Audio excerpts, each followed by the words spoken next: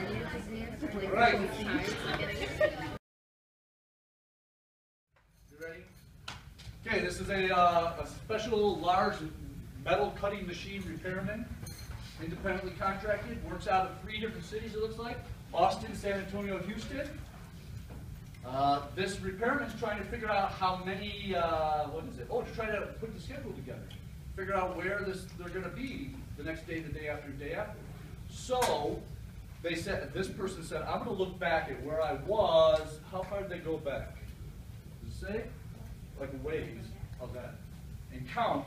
What this does is counted every day wherever he was, counted how many times he was where he was the next day. For example, if today we're in Austin, we're going to look at every one of them when we were in Austin and count how many we were in wherever we were at the next day. How many times we had to leave and go to San Antonio the next day, how many times we had to go to Houston the next day, and how many times we stayed in Austin the next day.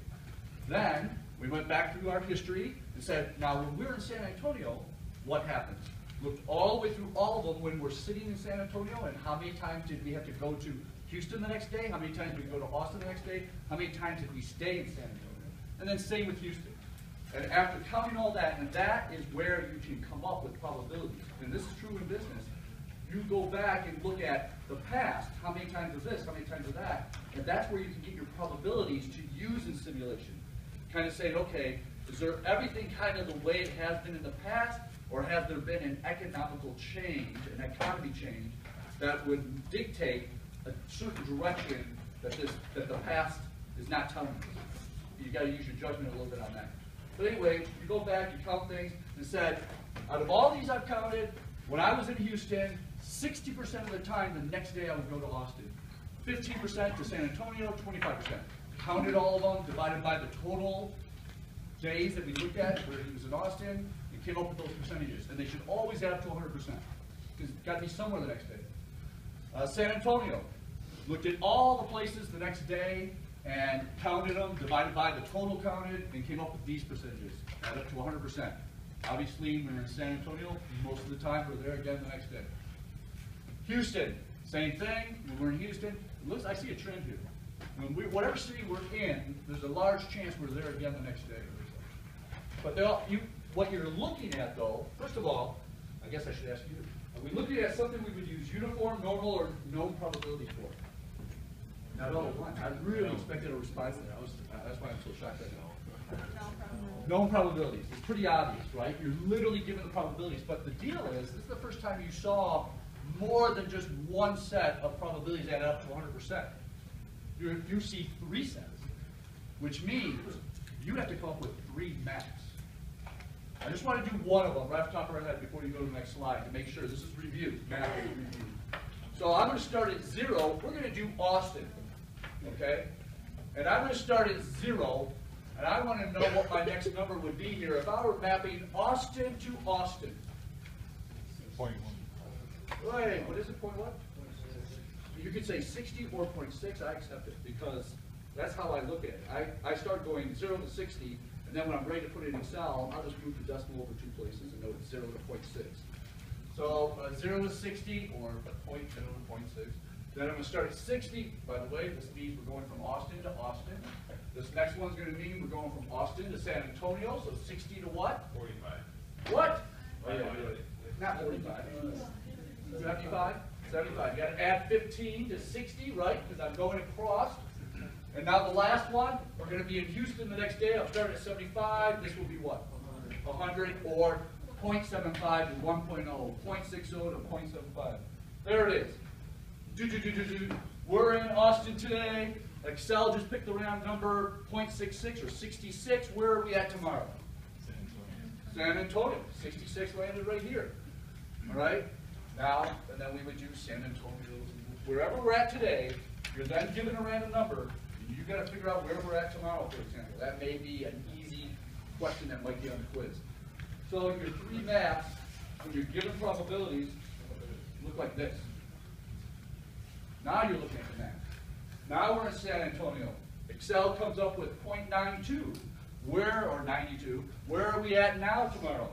San Antonio. That we're still in San Antonio. And then it comes up with 0.35, 35. Where are we at tomorrow now? We're in San Antonio today, so go to the right map for those that were absent.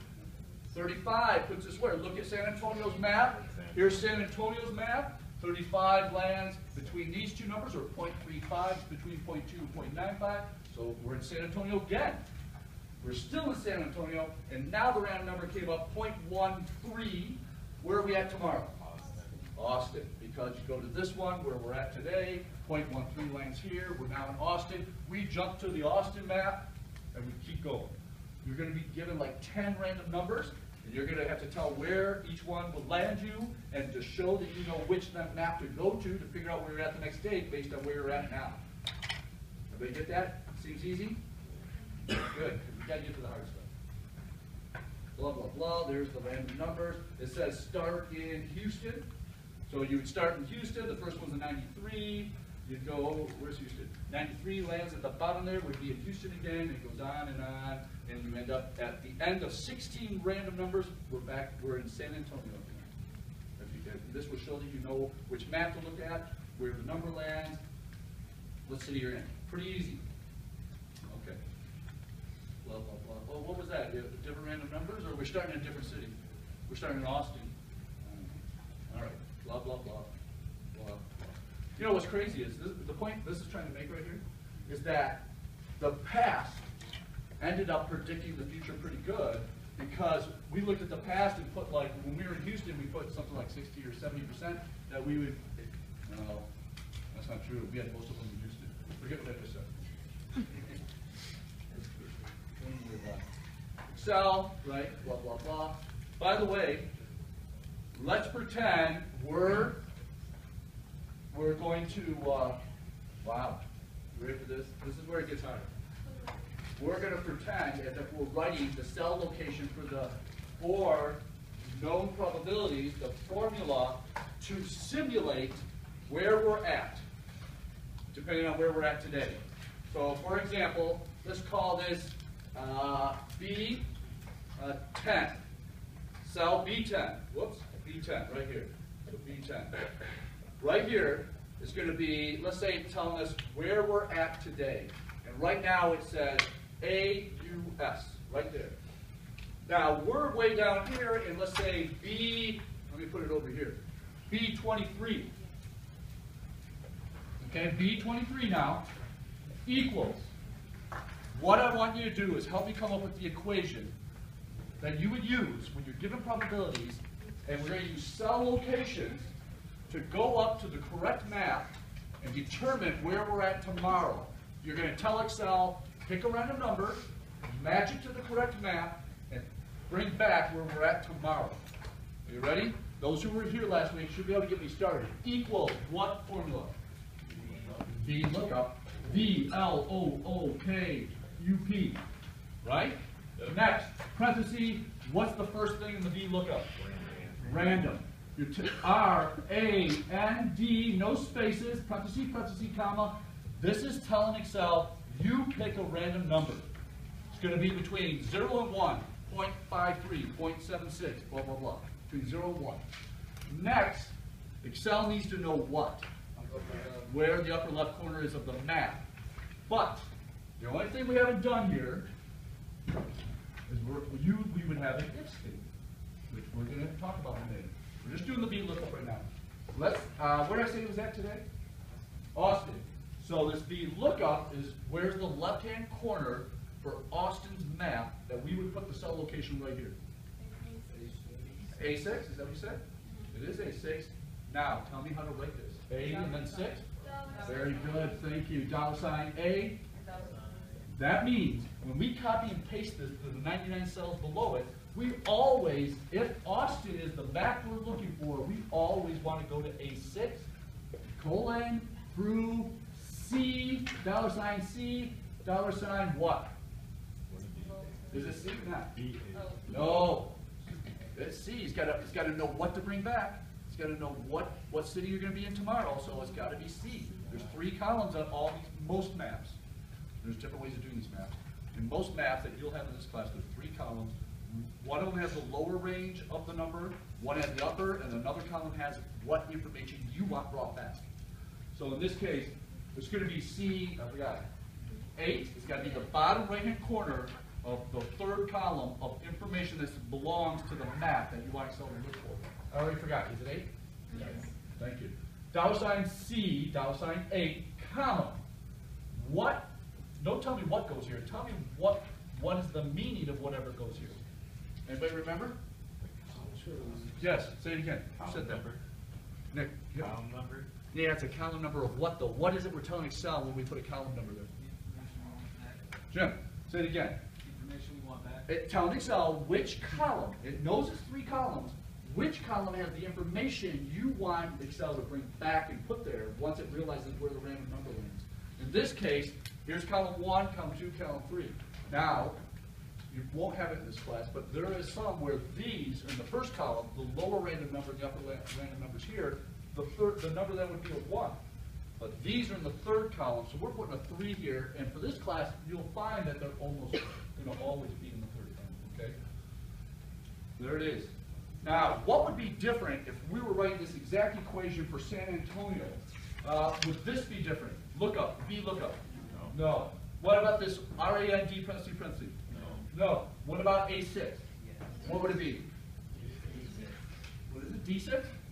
There you go. And then this would be F8, and this would be, you got it. So the same logic exists for the Houston map, or the San Antonio, or the Austin map. You got it. Now, I just realized we need to review some Excel. So, hang on, I gotta find it. We need to review these. I know a lot of you know Excel pretty good, but there is a lot of people who don't have as much experience as others in Excel. As I told you last month ago, if you feel like you're not up to pace with Excel, you've got to push yourself to get ready for operations and several of these other classes that are Excel heavy. That simulation you got to do in that other class, and now I realize operations, you're also doing a forecasting project, which is a big deal. The one that some students sent to me to ask me to overlook it, that used to take this class, it was 14 pages, 14 spreadsheets, and then the write-up. So you have this in your future coming. You're doing it in groups, so if you are weak Excel, make sure you get a strong Excel person in your group, because there's a lot of Excel work. So I want to remind you of some of these. Max. Look what's happening here and how it's written. Equals max B8 through B25. That command is looking at the cells that the range you told it to of the array, and finding the absolute largest number. Min does the exact opposite, looking for the absolute smallest number. What's different about large, almost just like max, but the advantage is you can tell it which large number you want. The largest number would be a 1, the second largest number you'd put a 2 on the end, the third largest number you put a 3. So it's not just the large number. Sometimes you want the second largest or third largest. Same with small. That's the advantage over min that small has. The 1 would be the smallest number of the array, 2 would be the second smallest number, third smallest, and so on. I'm going fast because these are all review, but I'm not going to go that fast on if or count if. These are so important. And those are the most important. The count's kind of important too. I'll tell you why in a minute. Count looks at the array you tell it and counts how many of those cells have numbers in it, not letters. You know, it's been a long time since I've used count. I'm going to stare at it for a second and make sure I'm correct. Someone confirm? Yeah. Okay. It is just the number, right? Now, the reason this is important is when you're doing simulation, you always get what's called a summary column, where you are saying, okay, here's the simulation, now here's what the results are. One of the things that you always want to do in simulation is, especially if the last column is whether you're going to make a profit or a loss for the year, because you're trying to simulate a year making some kind of new product, you want to go through all 1,000 simulations and count how many are a profit and how many are a loss. For example, you would do, this would be a count if, but you would do count if the cell, all these cells are less than 0. And it will count every cell that has an outcome of negative. That means how many losses. But then, I always see students take that, you have to turn it into a percentage. So you would take the number of losses and divide by the total number of simulations. And they always put divide by 1,000. But things happen, and sometimes you don't have exactly 1,000. So you don't want to take that risk. If you put divide by count, And whatever happens, something happens, the count will also make sure it's dividing by the correct amount, because it will affect both the numerator and the denominator. So don't assume, even though you copied and pasted 999 times from that first line, and that you think you have 1,000, to be sure, just have divide by count, D whatever through D whatever. And that way you're dividing by the exact right number. And you're going to want to know the percent that you'll be of losses that are possible. What's the biggest loss we could make if we go forward with this project? What's the biggest profit we can make? That's dangerous. Because Marky will jump up and go, we're going! That's it! You say, oh, we can make 900,000 in 1 year? We're doing this. And then they look at the loss and they don't care. But then accounting will go, well, we could lose $2 million if things just don't go right. Oh, what are the chances of that? Let's go. Optimistic. So there's what counts with it. Like count if is used a lot. This is if you want to count something specific you're looking for in the numbers. So in this case, it's going count if B8 through B25, comma, what it is you want to look for. In this case, 34s. So it's going all the way through here. I'm trying to match up 34s. 1, 2, 3, 4. Say 4? 4 of them.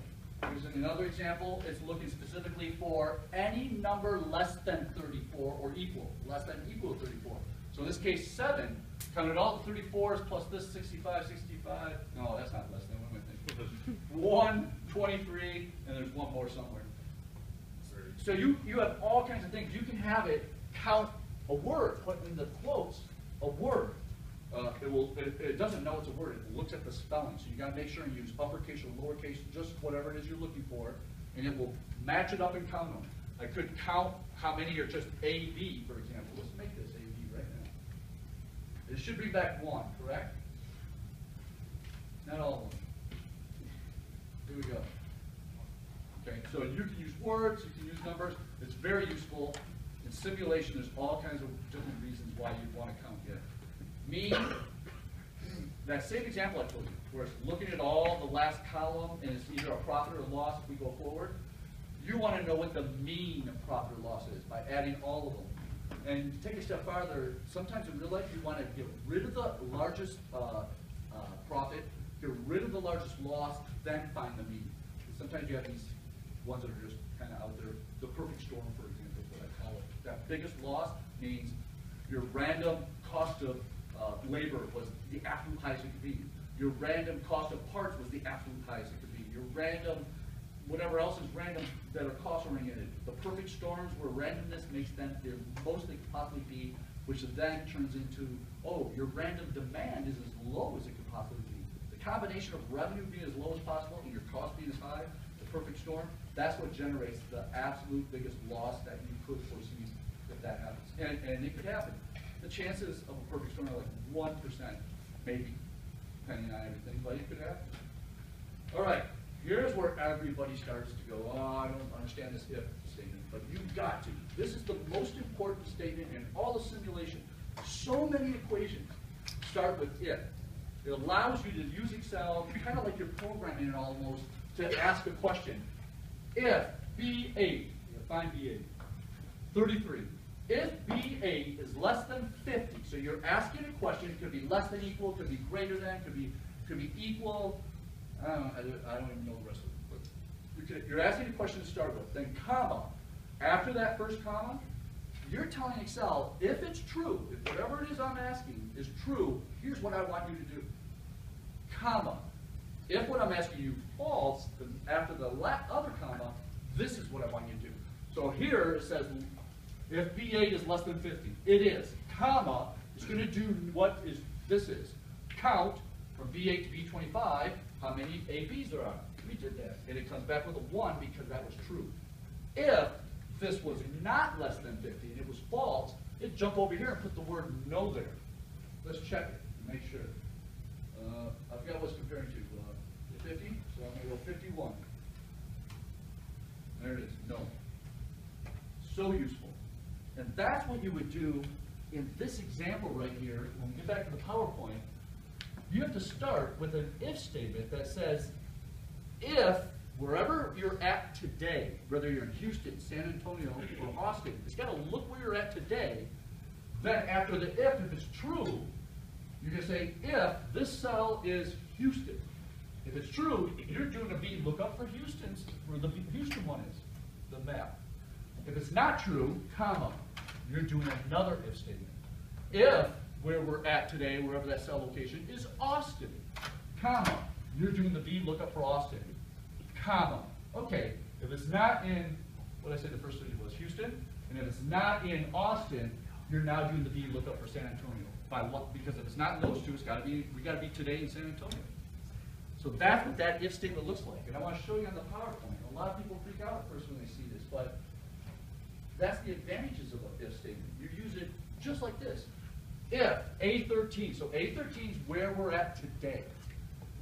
If it's A2, hang on a minute, we're going to go look at what A2 is. Whoops. A2 is Austin, A-U-S. So this Excel's going to go and see if that looks like A-U-S, and it's not. If it were, it would do the VLOOKUP for Austin. It's not, so you go to the comma, it's asking another if statement. Okay, what about A13 being D2? And what's D2? What is that, San Antonio? And it is San Antonio. So it's going to do the VLOOKUP for the San Antonio map. And if it's just going to skip this one because it was true. But if it wasn't true, logic says, okay, it's got to be the third one, whatever this is, Houston, and it will go to that map. And that's how this is being generated. This is why I want to make sure you understand this, because what you should expect on a quiz when it comes to simulation is things like this, where you're given an output, and the quiz is going to say, hey, figure out what's going on there, calculate market size or market share percentage, and give me the Excel entry that would be made right there to generate whatever's going on there. So you got to get used to these. That's your ink class. Stuff staring at it. Man. Here, let's do this one. Let's talk about this one. Look at this. Those guys, where'd you go? Anything there? No one's talking. Oh, yeah, where's your friend? Who knows? All right, I gotta write that down. Okay, ready? Look at this. Let me go up just a little. Let me just downsize it. Okay, here's the trials. You've got to put yourself in the mindset that you're the one putting this first line together. The rest of this is easy. You just copy, paste, copy, paste. All the work is right here. Right here. You see some things up there. Hey, look at this.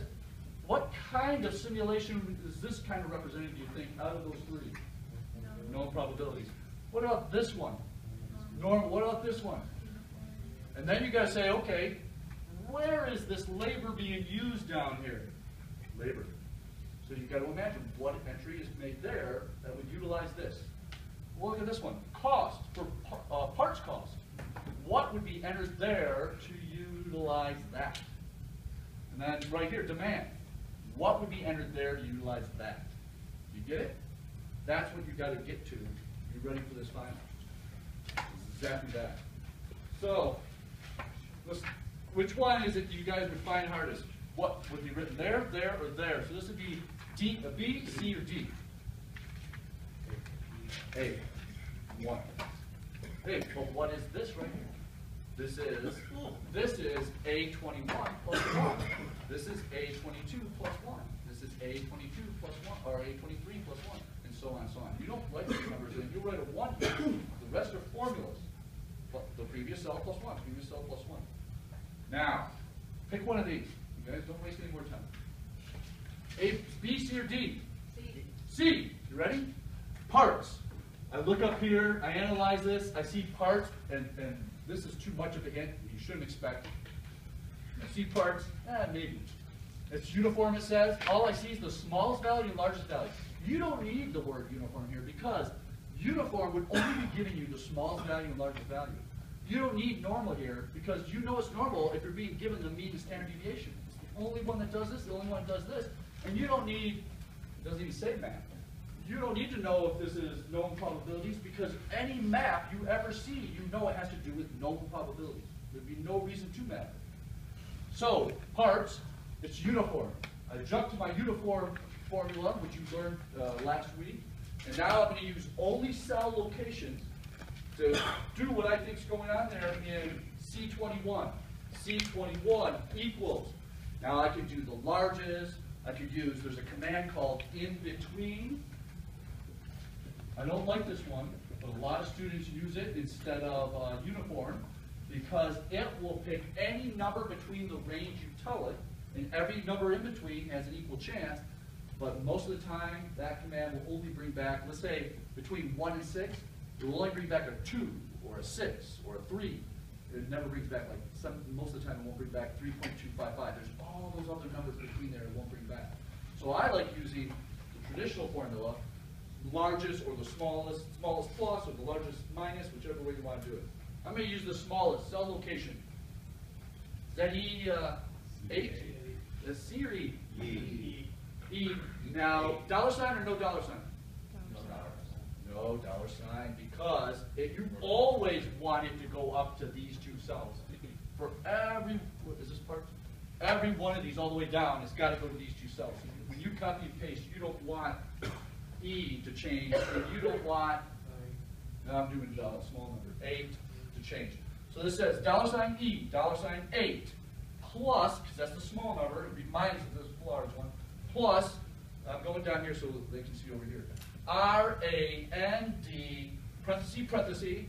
Now, a lot of people will write a parenthesis here for the rest of it, and missing this very important Excel. You've got to put this to let them know it's multiplying.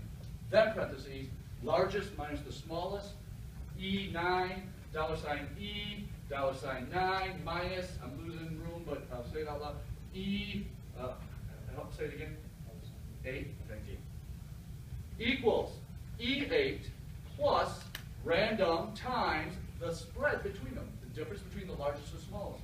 So between 180, there's 20. This starts at 80, 80 plus something times 20. Let's use 0.5. Random number, Excel comes up 0.5, probably 5 times 20, 10. Add it to 20, or add it to 80. What is our cost per parts for this simulation? No. Darn, let's do it again. Ready? Ready? Excel comes up with 0.5 for the random number. This is 100 minus 80, so this is 20. 20 times 0.5, 10. Add it back to the smallest number, which is 80. Now, thank you, 90. That would be our cost of parts for that simulation. New random number, 0.1. 0.1. 0.1 times 100 minus 80, which is 20. 0.1 would be 2. 2 added back to the smallest number would be 82. So 82 would be our parts cost. But what's nice about this is the random number will be such a much larger number that you're going to get $95.56, $94.91, and so on and so on. And that is the formula for that one right there, with the dollar signs. And then you copy and paste it for the next 99 cells below. You're going to know how to write the V lookup for here, which we did. What we haven't done, though, is we haven't done a normal yet today. So let's pretend this is the cell you got to write 1 for. Georgia, are you ready? You are? Let's do it. This is a normal. So start with equals. What's next? I know it. Normal inv. Okay, NORMINV, parentheses.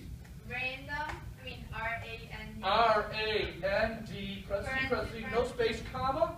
Is that right? I forgot the formula. Is that right? Yeah. Okay, keep going. Mean. Mean. No, I'm not writing mean. You tell me what you might look up here. Tell me what you got. You're writing the cell. E what? Is that E? I can't remember. Tell me if it's dollar sign or not. Yes. Because it always wants to look at E13, right? Every time it's got to go to E13. So this is going to be dollar sign E, dollar sign 13, and then, is this a comma? Yeah. Comma, and then what goes here? E for the standard deviation, which would be E14. I'm sorry, George. Do you want to finish? No, I'm good. Okay, all right. Parentheses. That's it. Normal INV. Right next to the parentheses, RAND, parentheses, comma, very good by the way. E13, E14, the locations where the mean and standard deviation is. And how do you know to use this formula? Because as soon as you read that there's a standard deviation involved, You know it's this formula. Let me repeat that, because you guys should all have this written down. The moment you see a standard deviation in that problem, you know it's the formula NORMIND. That's it. You know that's what you're using to simulate that. You know when you're given probabilities that you're going to be using the lookup, and you're going to put a map together for those probabilities you're given. Okay? Dang, I got to erase that now. Got it. And there, right here, the words will probably say, and they are uniformly distributed, or every number has an absolute equal chance between these two ranges, or something like that. It makes it obvious it's uniform. Remember, uniform, how I remember uniform is that I always say, okay, it's a die. And I know that a die has absolutely equal possibility of rolling a 1, 2, 3, 4, 5, or 6. As long as it's a legit die. You have the same probability. And that's what any problem you're being described that you're going to use the formula for uniform is saying they have the exact same probability, or they're uniformly distributed, or something like that. How are we doing? We're okay? Everybody? No one's freaked out? Keep going. You ready? All right, let's look at it. Let's take it in a little bit. We're about to try to identify some of these, what we're going to use, what we're going to do. I'm taking it in, taking it in. I see a replenishment level. That is a big deal. Everybody see it? How many? 100. What is this?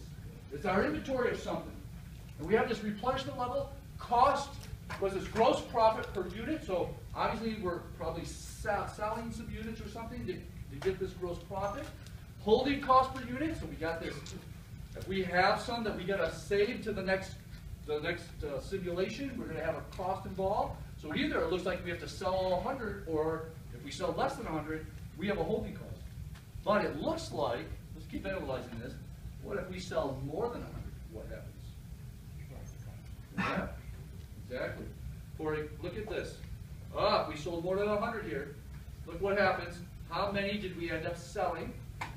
That's right. So we end up with where is it? You made 100. Well, wait, why do you have a shortage cost? Oh, there's some they wanted 100. Oh, we sold them all, didn't we? There's a cost involved in selling them all and telling the customers you're going to have to come back, or they're going to leave and get it from somewhere else. So our shortage cost is $30. Every time we got to tell a customer that we're out, $30 every time. And if we don't sell all 100, whatever period this represents, we have a holding cost of 15. I'd rather not sell all 100 than to tell customers they got to walk away. As soon as we tell them that we don't have enough, we're losing $30 compared to 15. Look here. You ready? 122. We only have 100 to sell. 78. We sold all 78. Now we have a holding cost. See how this is working? Okay. Now that you saw it, look up here. Look up here. We're going to simulate demand. We're looking at demand. Should we use uniform, normal, or no probabilities? Why? He said normal. And he's saying because we're being given the mean and standard deviation, that's how you knew this is the one. This is what you need in your notes. Something that will say, when you look at something, you know which one of these three you're looking at. Whatever it is, you need to put in your notes to say, okay, there's a standard deviation. And mean, I'm looking at something that has to do with a normal formula, that NORMIND. If I'm looking at something, that has the largest number and the smallest number, and that's all we're being given, you're looking at something uniform. There's no story. You're just given a spreadsheet. You got to figure it out this way. And if I see a map up there where there's ranges, 0 to something, something to something, I know I'm going to have a V lookup involved. So Hunter said, this has a mean standard deviation. So, now this won't be on your file. You won't have this word. And that won't be there. But you see a mean and standard deviation. And what does it simulate? Demand. You go to demand, and right there, you should know now what would be written there as far as which Excel command, whether it's VLOOKUP, whether it's the smallest times random, the spread, or if you're using NORMIND. And which one of those three are you using? NORMIND. Right? Let's do it real quick. I'm running out of space here. NORM, here we go, equals NORMIND. What's next? Do I have parentheses? Yeah. Then what? Random. R, A, N, D, parenthesis, comma. I can't hear the cell. B. B, dollar sign? Yeah. Dollar sign B, dollar sign 10. 10. Is it comma? Comma, dollar sign B, dollar sign 11. That is what's written there. This almost seems too easy now. Almost. Not quite. Almost. All right. Here we go. What's written here? Right there. Now, this, there's nothing has to do with sales here. There's a formula there that determines how many are sold. Uniform. And it has nothing to do with these three. This now is the logic of what's written there to generate what you want here, which is sales. What do you think is going on there? It's looking where? That's right. Say it again. Well, it's looking at the previous cell. So you're going to write a formula that says, look at this previous cell and determine what this is. Think about it. You ready? You're going to write a formula that says, hey, if it's 61, put a 61. If it's 109, don't put 109. If it's 78, put 78. If it's 122, don't put 122. Think about that. What Excel command would you use to... Very good. Thank you. Thank you. You ready? Equals. If, parentheses. Now there's more than one right answer here. You could have it looking for one thing, you have it looking for another. Whichever way you want to go. But what does this statement have to revolve around? A certain number. 100. 100, the replenish point. And don't put 100 in your formula. Anytime you can use a cell location, always use a cell location. Here's the reason. If you don't use cell locations, you're going to limit your experimentation with these simulations. It's so easy to change our replenishment level and see the effect with 1,000 trials below there. But if you put 100 in this formula instead of the cell location of the replenishment point, you'd have to go and rewrite the, where am I at? You'd have to rewrite this, then copy and paste it again 1,000 down. If you want to experiment with these numbers and have it affect the whole simulation so you can see the effect, hey, maybe we could get our holding costs down. What if we did it up? Let's see what would happen. 14. Look at what happened. All right, if. So we're looking at the previous cell, which is, what is that? B17. What do you think? Less than it. Less than equal? We'll go with less than equal what? 100. Is that C7? Dollar sign? Dollar sign. Dollar sign C, but no dollar sign on B17? No. Do you get it? When you go to copy and paste this without the dollar signs, you want it to be B18, B19, B20. You want that to change, so no dollar sign. What was this again? C, dollar sign 7. If the previous cell is less than equal to our replenished point, if it's true, comma, what do you want Excel to do? Count. Wait, no. You want, tell me in numbers what you want it to bring back. 61 or 100 or 109, what do you want it to bring back? 61. Okay, so if this is 61, you want it to bring back 61. So what are you putting here without using numbers? Dollar sign? Okay, just checking. B17. If this is less than equal to 100, then just put whatever the demand is, and that's how many we're going to sell. And if it's not less than equal to 100, what do we want Excel to put there? Cell locations. I know the temptation to throw 100 here. C7. Dollar sign C, dollar sign 7. Thank you. And that's how that's done. You got to know how to write this one. You got to know how to write that one. All of these. And these from here over is basically accounting. Simulation using randomness was right here. And this is the only cells being used in, right there. Right? I just want to make sure we're on the same page. I want to do this. I'm not going to write it down. I just want to make sure you get it. You know what sales are. You got to make it into gross profit. So sales times the number of units sold times gross profit per unit, probably. So this would equal the previous cell with no dollar signs, right? Times C3, but with dollar signs. You always want to take however many units times this exact cell location, 50 every time. There's that one. Holding cost. hang on, I gotta stay with this. Holding cost, this one's a little, what? What? Hang on, I don't know why he give us the answer to this, hang on. Because he said it's easy, we're allowed to give him a hard time if he gets it wrong. Let's do it. Equals, Hunter, what? F, very good. Okay, let's, I want to make sure everybody's caught up, because some people were talking when listening. Are we on holding cost? We're writing a statement, Jonathan, that will determine how much holding cost we have based on information somewhere back here, right? Is that right? He's writing it down, he didn't forget it. If, what do we want? Dollar sign or no dollar sign? B17, saying if the demand less than equal to dollar sign C7. dollar sign C7? Is that right? Okay. Dollar sign C, dollar sign 7, comma. So let's look at this. You're saying if, let me look here. If 61 is less than or equal to 100, Hunter, he's writing it down, he doesn't want to forget.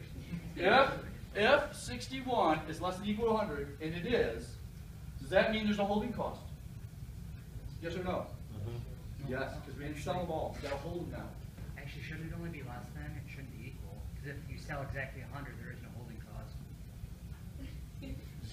Well, let's see what happens.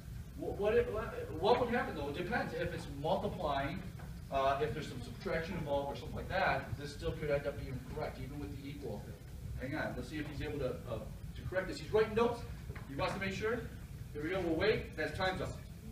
If this is correct, Hunter, if this is correct, what do you want to happen? Parentheses. Parentheses? Yeah. If this is correct. Yes. Okay, parentheses. Dollar sign C7. Dollar sign C, dollar sign 7, minus B17. dollar sign? No. B17, everybody see what's going on here? He's saying if it's less than or equal to 100, then he wants to subtract it from 100 to find the difference. Now, if it is 100, what's he going to get? 0. So it still will work because he's about to multiply, right? Do I do a parenthesis here? And then a star? And then dollar sign? Dollar sign, you said I? What'd you say? C4. C4, dollar sign C, dollar sign 4, and then that's if it's correct. Comma, what if it's not correct? What if it's not less than or equal to 100? Just put a 0 there? Okay, that would work. Now this isn't the only way to solve this, but you guys see the logic that he did. It's not going to work? Let me stare at it for a second. Let's double check it. We'll check with some numbers. I like. Saying you got rid of the dollar sign, you're just going to use C7 the whole time for C7. No, we got parentheses by it though.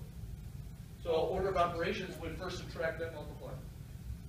Because of these parentheses. Oh, wait, my bad. Yeah. So here we go, right? B17 is 61. Let's pretend we're at 61. It's going to look and see if it's less than C7, which is 100. It is. Since that's true, he's saying take 100, subtract whatever B17 is, which is 61, which would make 39, and multiply it times the holding cost of $15. And that would then, 39 times 15, just double check if we're on track, 584, sounds right, doesn't it? And if it's not 62 or 78, it's 109. If it's 109, it is not less than or equal to 100. We jump to the no, and we just put a 0 there. And what will happen is, if we put a 0 there, because it's not less than or equal to 100, this cell will pick up the fact that it's greater than 100 and multiply it times what cell location. However many above 100, in this case 9 of them, would be multiplied by what cell location? C5. And you're off to it. I thought it was, I don't know. All right. Everybody getting this? Am I getting too hard now? No. We're okay? These are all posted. You realize that? Every one of these spreadsheets are posted. I wouldn't print them because you probably want to be able to click on the cell locations to see what the heck's in there by saying, yeah, this is kind of like this problem. Maybe I can see how this is working. You can literally see the cell entries by having these cells. You know, I know some of you aren't bringing in laptops, so let me know.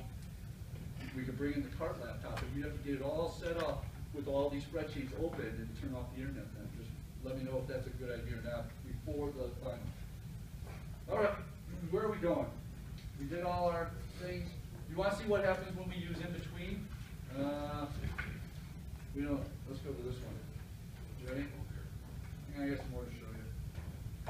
go to this one. This one's using right here. Watch what happens when I use in between. Equals. In between parentheses. What? I can't even read that. Is it that small? Yeah, it's pretty. Thank you. What is that? E8 or 9? 8. E8, and then I think it's a colon, E9. So let's see what we did. Okay, it's not. It's not a colon. It's probably a comma. Okay. It's ran between. Oh, what did I do? Oh, thank you. Let me get that off that board. Wait, that's what, yeah. Did it work? No. What did I do? Go back to the cell. Yeah. Okay, there we go. Boom. There we go. So watch. Now, if you ever put a simulation together, anytime you change a cell, the whole simulation redoes it. So don't go, oh my God, all the numbers just changed. Yes, that's what it's supposed to do. Every time you open it, every time you change anything. Watch what happens when I change spaces. The whole simulation changes. See all the numbers at the bottom? Now I like doing this. Not just for the therapy, even though it feels good. I like doing it because I stare at the probability of a profit, the probability of a loss. And I'll sit there and click that, stare at that probability. I'll do this 30, 40 times.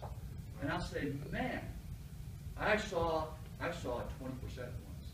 You know, like that. I'll see it. And then I'll see, but most of them are running around 7. Most of them have been around 8.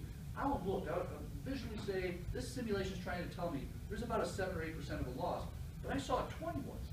And if I saw that 20 once, that means there's somewhere in this simulation saying you could possibly have a 20% chance of a loss. If you have a whole bunch of perfect storms or something. But that's what's great about simulation. It gives you a better idea of what you could be facing. And when you're in the middle of a meeting, if this is real life, I know it's going to be some time from now and you're going to forget everything I'm telling you right now. But when you're in that meeting, and you're going to realize if a company's about to spend $2 million to possibly do this expansion of their business, to go into this new product, in order to make sure that the decision is not too much risk, because it's a lot of money, whether you're borrowing it or it's your own cash, the company's cash, you want to run simulations so you can see what the risk is involved. That percent chance of losing money is all about the risk. That's the most important number on there that I've ever seen, that I use. The percent chance we can lose money. And then I always like to look to see what's the most we can lose, and that's usually pretty dramatic. And the rule of thumb, from my experience, has been 10% chance of loss, or we're not doing it, or less. And I used to always say, no, are you kidding? We've got $2 million, you want to risk $2 million, even if I borrow the money, look how much we could lose in 1 year. This needs to be down to 5% risk. That gives us a 95% chance we're not going to lose money. And how do you do that? You say, everybody's there at that meeting, you're running the simulation, you're showing them the situation, you start going over things like this. Okay, we all put our heads together and said, labor's going to be somewhere between 43 and 47. Manufacturing was very specific on these percentages. By the way, what percent chance is there that labor could cost $45? 40%. Everybody, you guys got to get on top of this. Look at $45. The numbers that have been assigned are 30 and 70, 0.3, 0.7. That means there's 40 numbers between there, 40% chance that we have figured out in this meeting that the $45 will be our cost of labor. Anyway, there's more than a 5% chance the simulations tell us we're going to lose money. You start figuring out how can we bring this cost down. What is it that's taking place that's making our labor cost between there? What if we change the manufacturing process? What if we negotiate with the labor union contractor, if there is one, or whatever the case may be? Same with parts. Who's our supplier for these parts? This, and this? Okay, let's get on the, you say the horn, the phone. Let's get on the phone with them, and let's see if we can bring these costs down. What will they work with us? Because if we go forward, we're going to be ordering, 13, 15, 17, 20, possibly 20,000 of these parts. Let them know we'll even willing to increase our order and get maybe a half a year's worth in the first order if they bring that cost down. And then you rerun the simulation with the new numbers after you made all the calls, And when that percent goes, okay, now it's 5% or less, let's go forward. That's when you've done everything you can do to take away as much risk as possible, and now you're ready to risk the $2 million, which is all you've got in the savings anyway. You got money coming in, like you've got to keep making payroll. If you're not making payroll, your company is coming to an end fast. Why are people tapping? What's going on? We got an ink class. You know that, right? I want to point out a spreadsheet I posted, which is, where'd it go? Right here. This spreadsheet is showing you each one of the three by using the stuff up there. Jumps right to it. So you have, here's the P lookup, there's the map location and so on, uniform, using the cells for the smallest and largest number, and then normal, using the mean and standard deviation. This Excel spreadsheet, no, not that one, hang on. This one. This is just examples of using if. If D10 is less than 10, put a 10 there. If it's not less than 10, put whatever D10 is. I mean, just showing you an example how easy if can work. That'd be difficult.